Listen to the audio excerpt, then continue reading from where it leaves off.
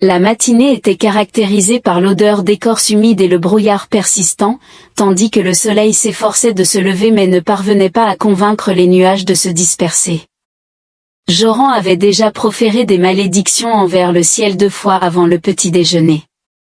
Sa botte s'enlisait dans la boue, produisant un bruit de succion comme si les arbres l'absorbaient. Dans une main, il tenait un panier en osier recouvert de mousse, dans l'autre, une canne noueuse qui avait été droite jusqu'à ce qu'une chèvre nommée Fenouil en modifie la forme. La forêt était ancienne, antérieure tant au récit qu'à la cartographie. Les arbres s'entrelaçaient comme des anciens conversants, et les oiseaux ne chantaient que lorsqu'ils n'étaient pas observés.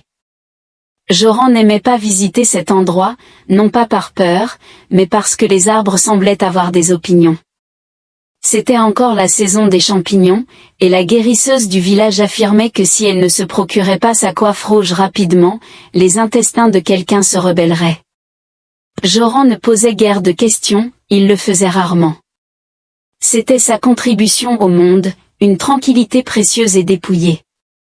Il découvrit le premier lot près d'un bois tombé, s'y penchant avec un regard avisé. Quelques chapeaux rouges émergeaient de la mousse, leur surface scintillant de rosée ressemblant à de petites taches de sang. Il s'exclama « Bonjour champignons » et les récolta délicatement. Ses doigts étaient calleux et agiles. Il fredonnait une mélodie incomplète sur le chou quand il remarqua les bottes. Elles dépassaient d'une racine robuste, incongrue, éraflée, et excessivement immaculée pour une personne ayant traversé ces forêts. Attachée à elle se trouvait une paire de jambes longues et fines, complètement immobiles. Joran cligna. Il naviguait la route lentement et délibérément, comme s'il approchait un grizzly endormi ou une fourmi très critique. Là c'était une femme. Inconsciente, elle reposait inconfortablement sur la mousse.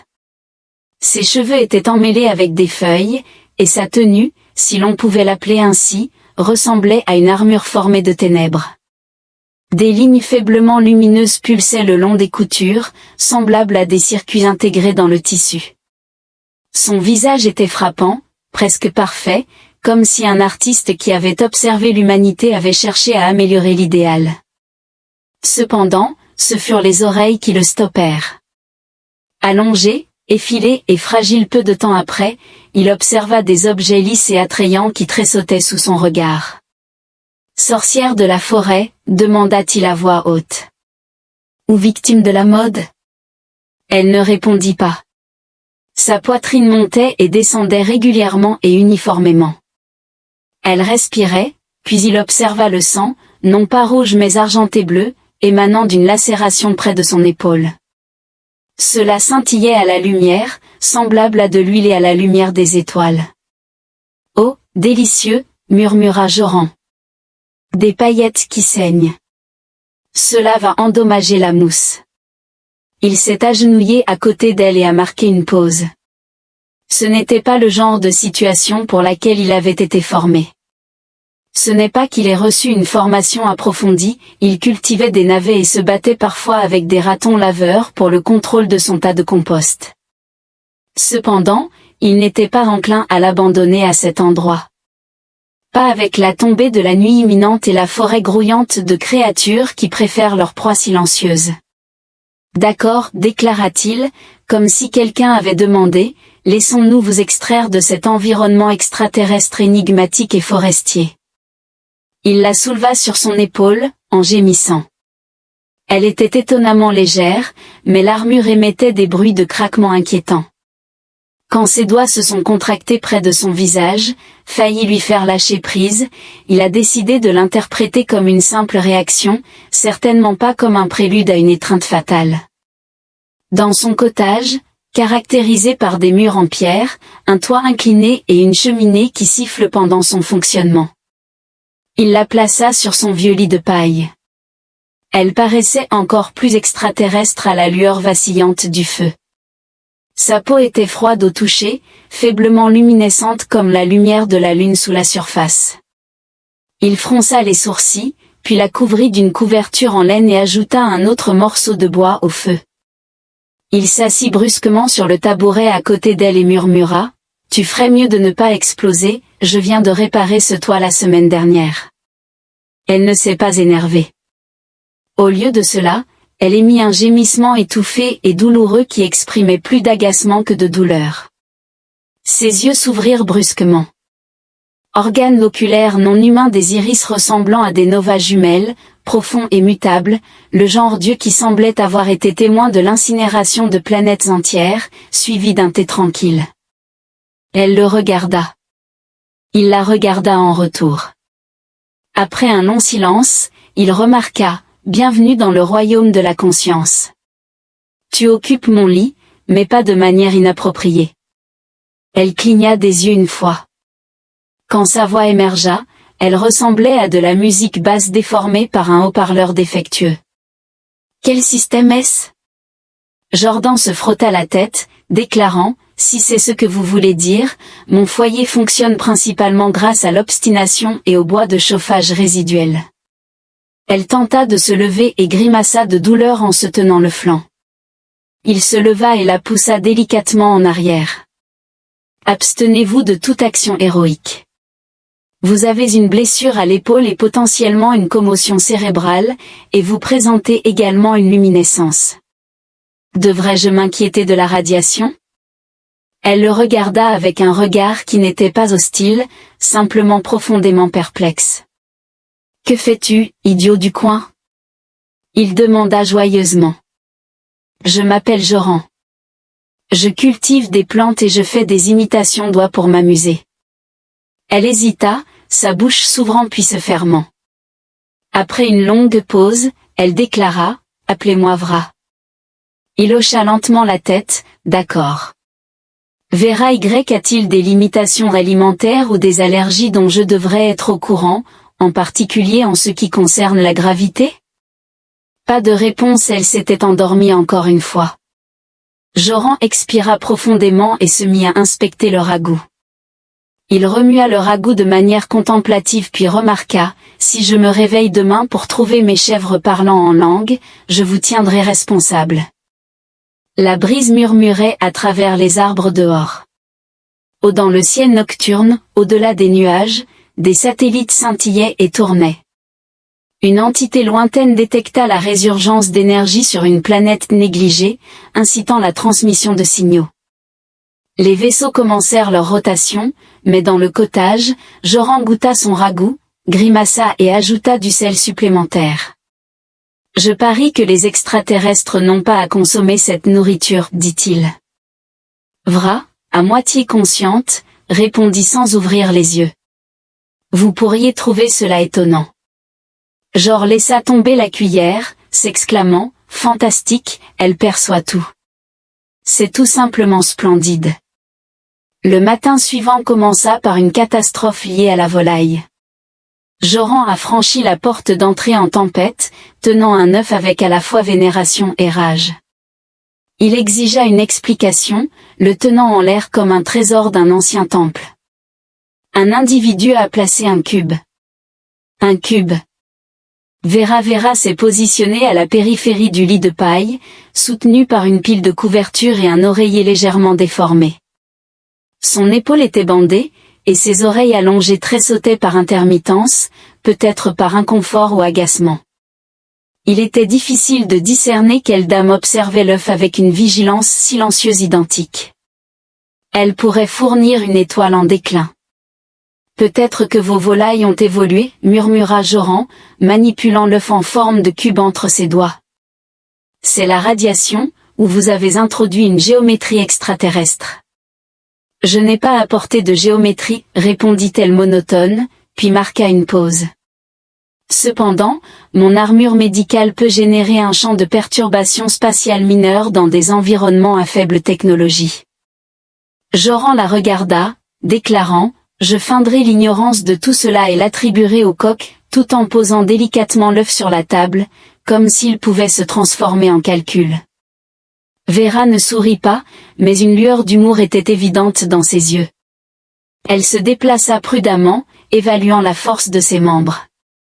La guérison était rapide, extrêmement rapide selon les normes humaines, mais encore insuffisante pour ses préférences. Son physique, conditionné pour naviguer dans des puits de gravité et résister à des forces G qui réduisaient la plupart des entités en pulpe, tremblait maintenant lorsqu'elle tendait la main pour une louche.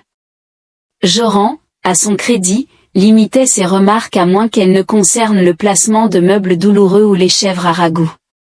Ce matin-là, il a préparé de la bouillie. C'était un incident lamentable, quelque peu carbonisé et intensément beige. Il plaça un bol devant elle et s'assit en face, les mains jointes comme s'il se préparait à une critique. Vera prit une cuillerée, mâcha, avala, puis fixa. « Eh bien ?» demanda-t-il en haussant les sourcils. « C'est résili, dit-elle d'un ton qui n'était ni entièrement désobligeant ni flatteur. « Je vais accepter ça, dit-il en riant. Après une petite pause, elle remarqua, « Vous n'avez pas demandé. » Jor leva les yeux et s'enquit de son identité, de son but, de la raison de son sang argenté et de ses rêves en 6 dimensions. Il a haussé les épaules, indiquant qu'il supposait que je l'informerais quand il serait prêt, ou quand j'activerais accidentellement un mécanisme qui le ferait se dissiper. Votre espèce fait preuve d'un degré de confiance plus élevé que je ne l'avais anticipé. Négatif. Jor répondit qu'il était simplement fatigué, quelque peu intrigué, et peut-être légèrement enchanté par tout le concept d'une guerrière spatiale lumineuse et blessée. Vera battit des cils. Elle dit alors progressivement, « Tu ne me crains pas. » Il se pencha en avant avec les coudes posés sur la table. « Tu es arrivé dans un état de désordre, marmonnant de manière incohérente dans une langue qui rappelle une lutte avec un grille-pain. Tes oreilles ressemblent à celles d'une vision fantastique d'un barde, et ton armure vibre quand j'allume le poêle. Si vous désiriez ma mort, le poulailler serait probablement déjà en ruine fumante, je n'incinère pas les poules. » C'est en effet une citation. Ses lèvres se mirent à trembler, formant presque un sourire. Le vent extérieur caressait les arbres. Le regard de Vera se tourna vers la fenêtre, ses doigts se recroquevillant instinctivement comme s'il cherchait une arme absente. Quelque part bien au-delà de ce royaume, des signaux continuaient de pulser. Des paquets de données traversant des relais de trous de verre, codés dans une langue largement oubliée par la plupart des civilisations, indiquaient que quelqu'un arriverait. Elle le ressentait dans son sang, dans la faible résonance de ses implants neuronaux profondément ancrés dans sa colonne vertébrale. Son vaisseau était perdu, son balise détruite, et pourtant il la localiserait comme il l'avait toujours fait. Elle ne pouvait pas rester. Néanmoins, Joran est sorti de la zone de lavage des plats avec un sourire et une serviette drapée sur son épaule. Si vous êtes un seigneur de guerre cosmique ou une princesse fugitive, cela implique-t-il que vous avez la capacité de reconstruire le poulailler en utilisant des lasers? Elle inclina la tête.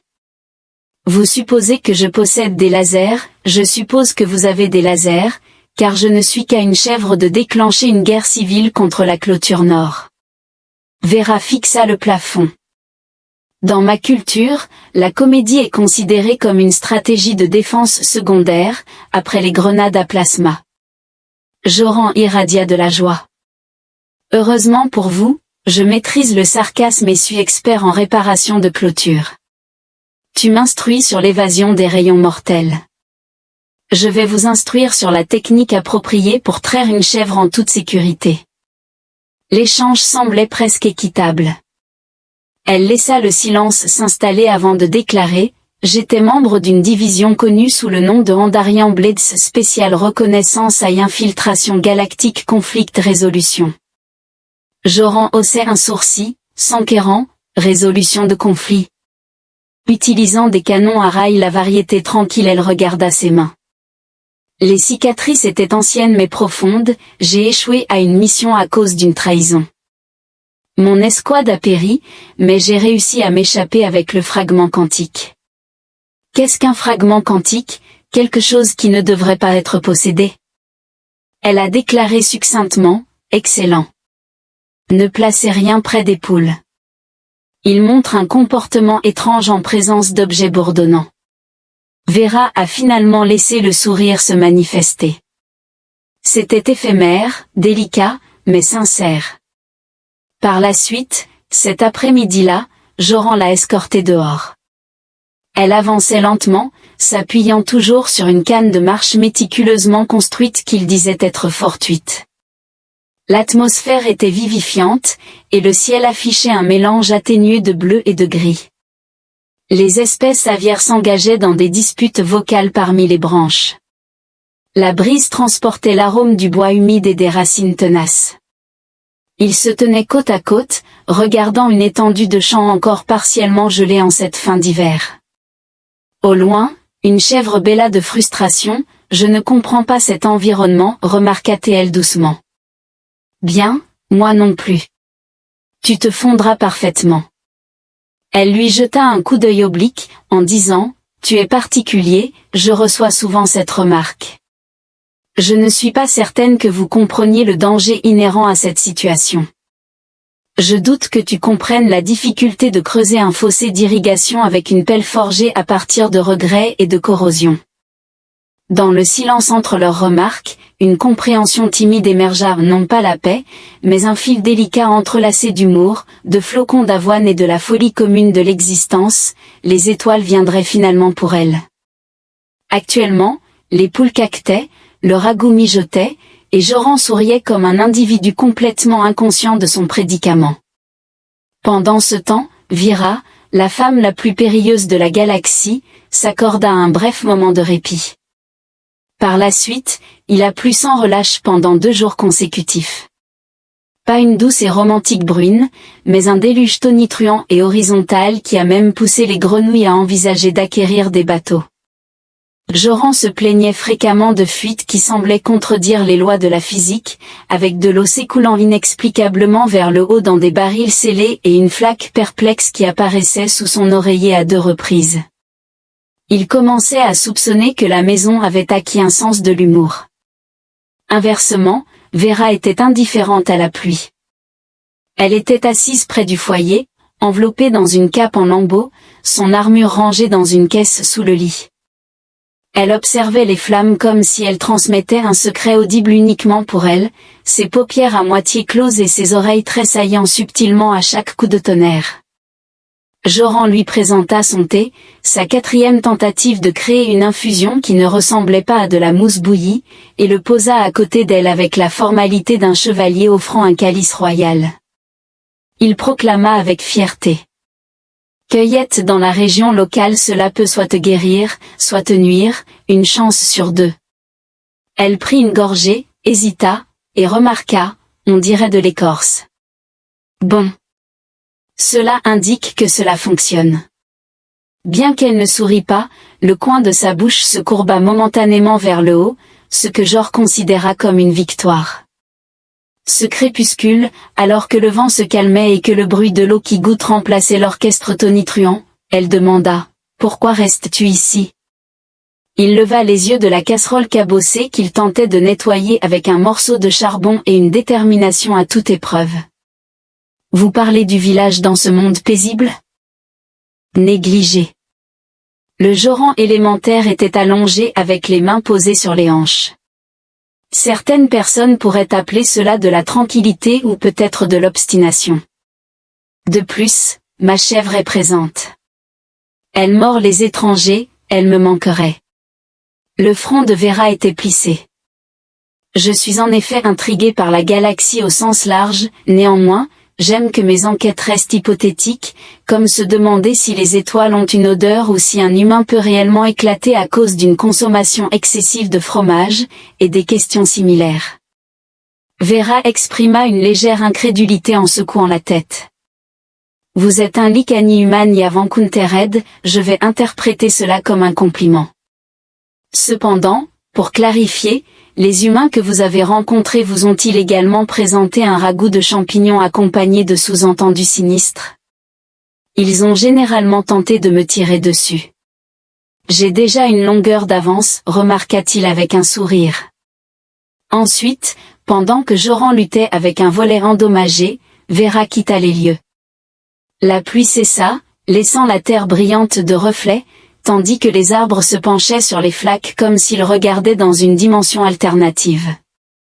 L'atmosphère possédait un silence qui suit généralement une tempête, caractérisée par une tranquillité douce et anticipatrice. Elle scruta instinctivement l'horizon, ses yeux s'ajustant. Sa vision augmentée scrutait la lisière des arbres à la recherche de signatures énergétiques. Traces thermiques et perturbations ioniques, pas de développement jusqu'à présent, pourtant, le silence semblait indiquer quelque chose d'anormal. Un élément dans l'atmosphère stimulait son subconscient. Une distorsion subtile, un rythme incongru. Joran jeta un coup d'œil autour de l'entrée. Tu es encore une fois en train de regarder dans l'abîme, j'ai vu quelque chose. Il haussait un sourcil. À moins que ce ne soit une proclamation bruyante sur les impôts, il s'agit probablement juste de l'un des chats de la forêt, du vent ou de mon voisin. J'avais un voisin qui a essayé de construire un bain à remous en utilisant de la sève d'arbre fermentée et un paratonnerre. Je ne l'ai pas vu depuis que Vera est redevenue comme avant. Les arbres restent mécontents, le son ne s'était pas reproduit. Il n'y avait aucune confirmation, pourtant son intuition résonnait plus puissamment que n'importe quel capteur. Elle était sous surveillance. L'univers semblait refuser tout répit aux fugitifs, quelle que soit la quantité de thé à l'écorce qu'ils consommaient. Cette nuit-là, elle resta éveillée, assise près de la fenêtre, ses sens en alerte, les mains posées sur le manche d'un ustensile que Jor croyait être un fouet en métal. En réalité, c'était une arme à plasma compacte habilement déguisée en ustensile de cuisine, une création de sa main lors d'un siège longtemps oublié sur la lune de Vexera. Parfois, la dissimulation la plus efficace du pouvoir se trouvait à proximité des ustensiles.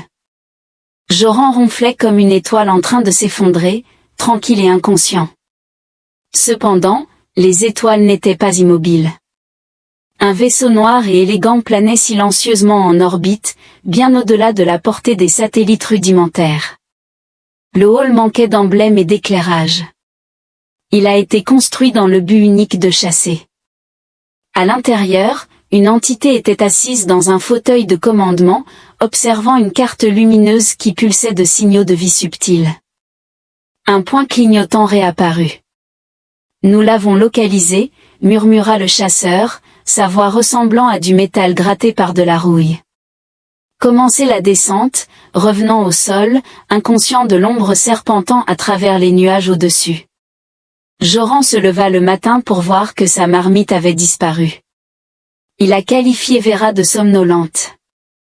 As-tu transformé ma marmite en canon hyperspatial ou un appareil similaire? Elle répondit sans se retourner. J'en avais besoin pour renforcer un champ d'atténuation. Votre batterie de cuisine a une conductivité remarquable. Il la regarda, tu transformes ma casserole en un champ de force temporaire. Elle retiendra la soupe et accueillera la plupart des objets, y compris les petites météorites. Joran se frotta les yeux, déclarant, tu entraves ma capacité à exprimer mon mécontentement, en es-tu consciente? Néanmoins, malgré ses plaintes, Vera restait concentrée. Ses blessures s'étaient largement rétablies. Ses réflexes avaient été restaurés. Par conséquent, son esprit parcourait les possibilités avec agilité. Elle avait un maximum de 20 heures avant qu'un vaisseau de contact n'atteigne le sol, peut-être moins si des mercenaires avaient été engagés. Elle avait été témoin des conséquences que la galaxie infligeait à ceux qui possédaient des connaissances semblables aux siennes, des connaissances destinées à rester cachées.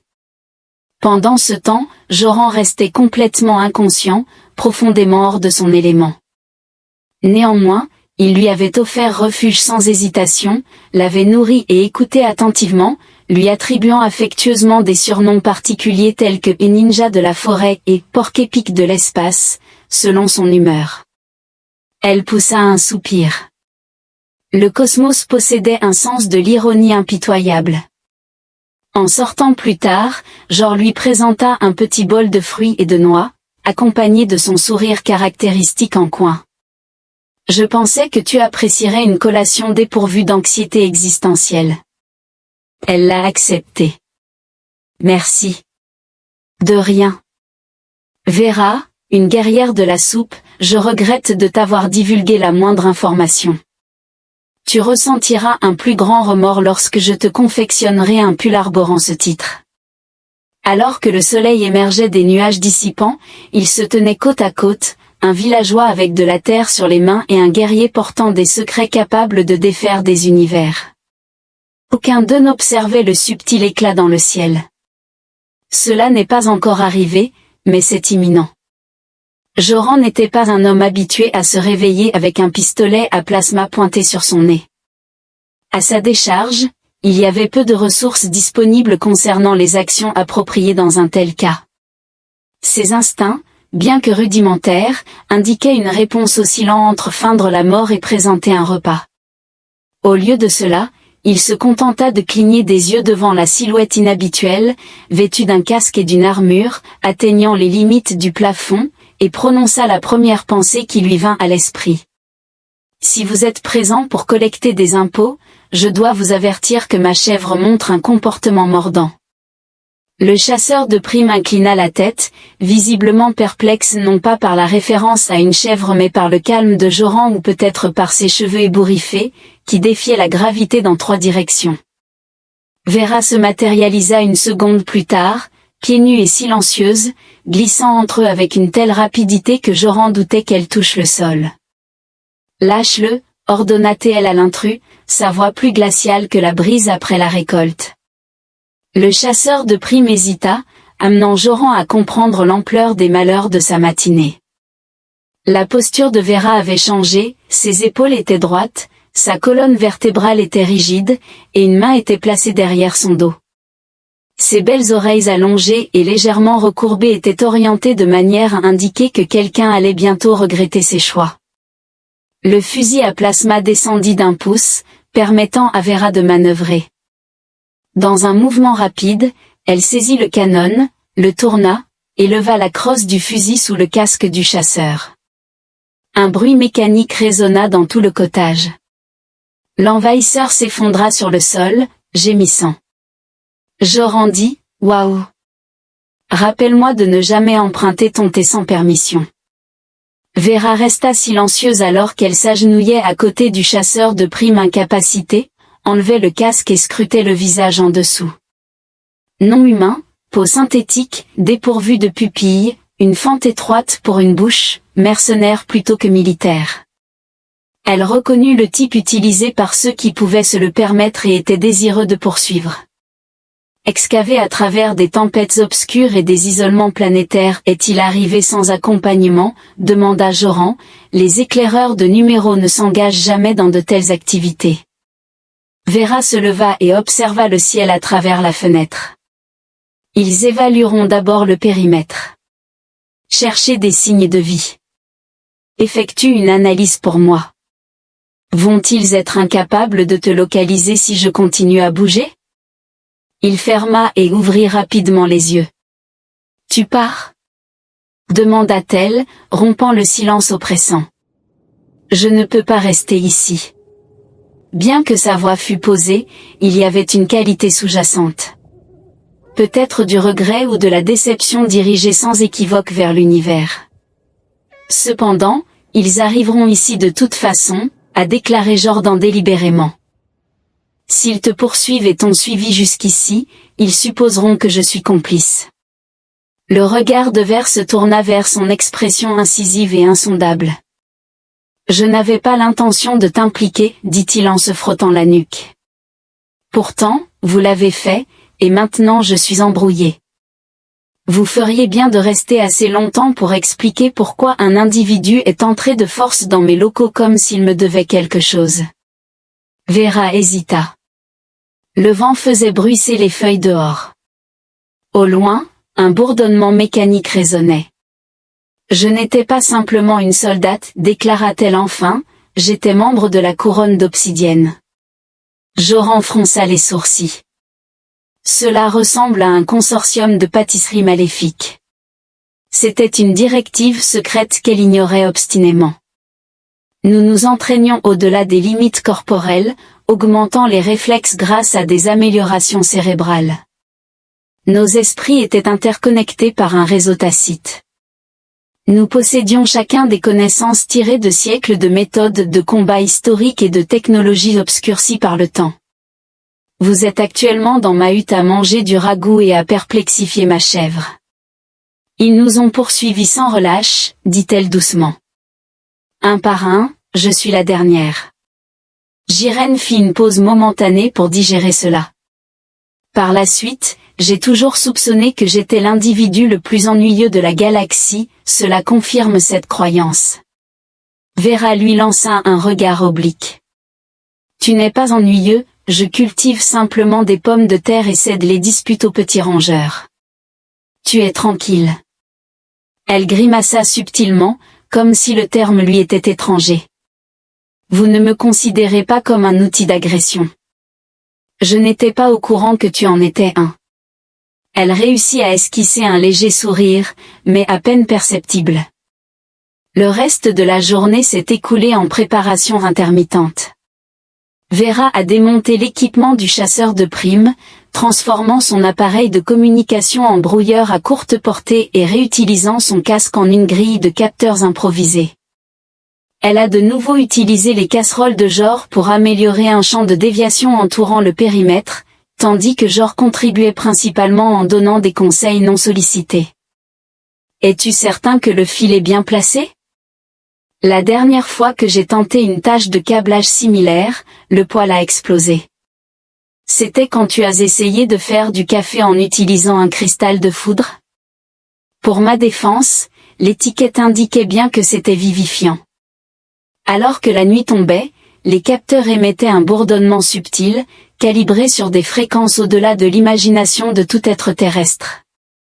Les étoiles au-dessus scintillaient, lointaines et glaciales, mais l'attention de Vera restait aiguisée, dirigée non vers les cieux mais vers les vides interstitiels.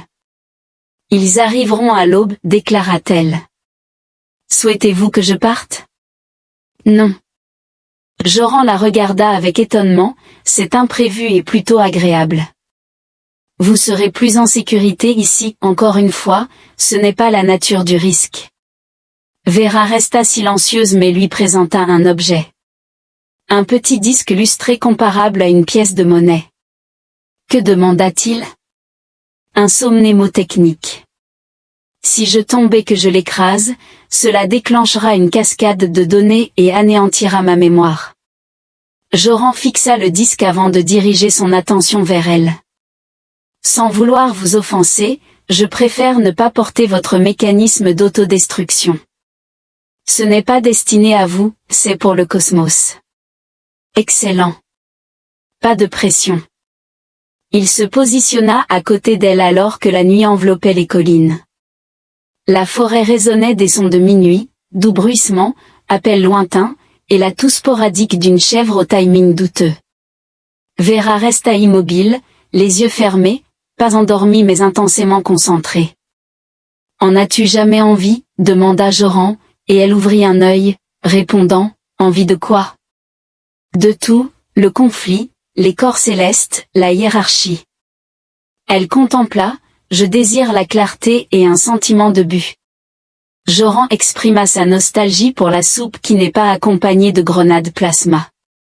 Elle émit un léger reniflement. Tu es absurde et intimidant, nous nous complétons.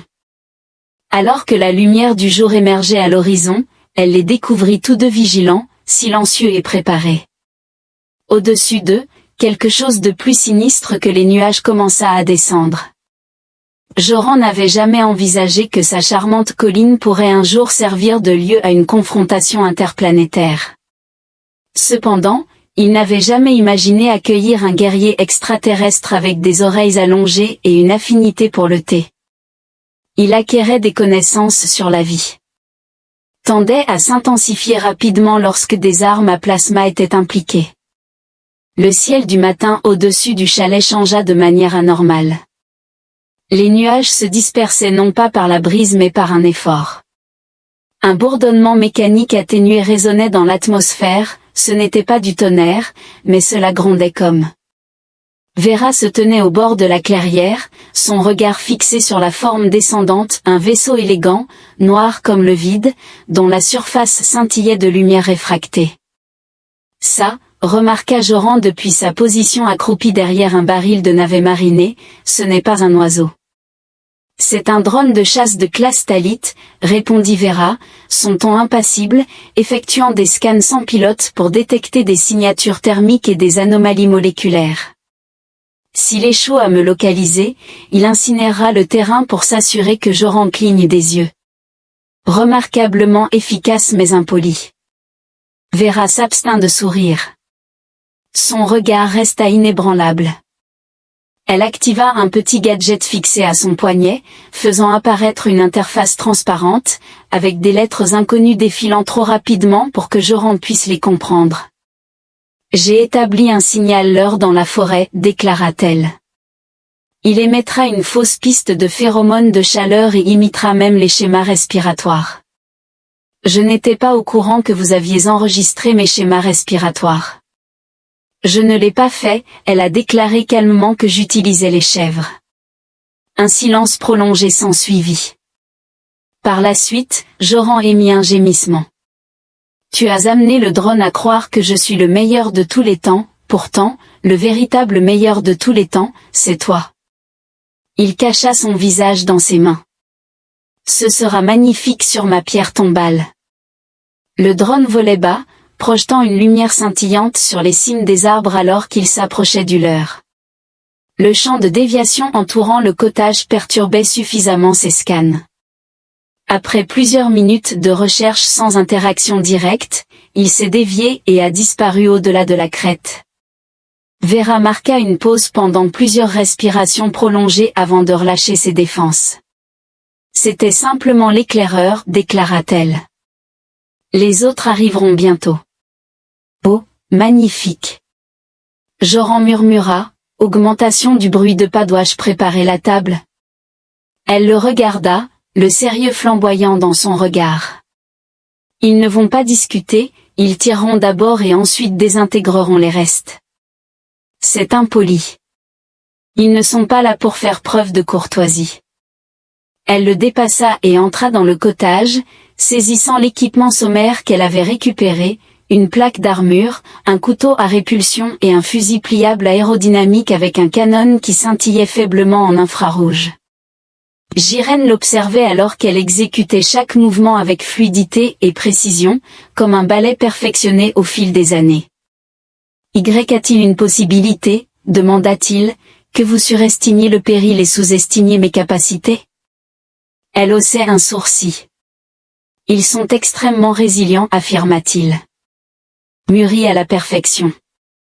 On pourrait probablement rendre une personne incapable avec ça, je m'en souviendrai. Elle le regarda à nouveau, cette fois pendant une durée prolongée, puis effectua une action qui l'étonna plus que n'importe quel vaisseau extraterrestre ce matin-là, elle lui présenta une matraque paralysante. Tiens ça, ordonna-t-elle. Jor l'accepta, clignant des yeux.